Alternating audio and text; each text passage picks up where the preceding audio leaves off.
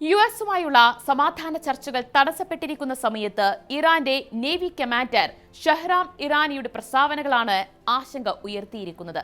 ശത്രുക്കൾക്ക് വലിയ നാശം വരുത്താൻ കഴിയുന്ന ഒരു രഹസ്യായുധം ഉടൻ വിന്യസിക്കുമെന്ന് അദ്ദേഹം മുന്നറിയിപ്പ് നൽകി.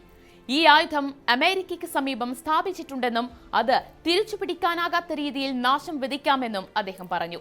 വളരെ പെട്ടെന്ന് തന്നെ ഞങ്ങൾ ഒരു പുതിയ ആയുധം അവതരിപ്പിക്കും. ശത്രുക്കളെ അവരുടെ തൊട്ടടുത്തു തന്നെ പുതിയ ആയുധം കൊണ്ട് നേരിടും.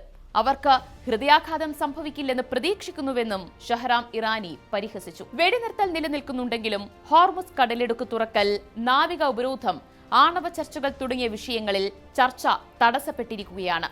ഇത്തരമൊരു സാഹചര്യത്തിൽ ഇറാന്റെ ഈ പരിഹാസത്തോടെയുള്ള ഭീഷണി പടിഞ്ഞാറൻ രാജ്യങ്ങളെ, പ്രത്യേകിച്ച് യുഎസിനെയും അവരുടെ സഖ്യകക്ഷികളെയും ആശങ്കപ്പെടുത്തുന്നതായാണ് റിപ്പോർട്ടുകൾ.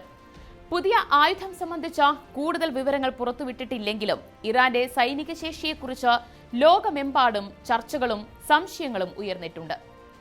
ഇറാൻ കഴിഞ്ഞ മാസങ്ങളായി തങ്ങളുടെ മിസൈൽ, ഡ്രോൺ ശേഷി ഗണ്യമായി ശക്തിപ്പെടുത്തിയിട്ടുണ്ട്.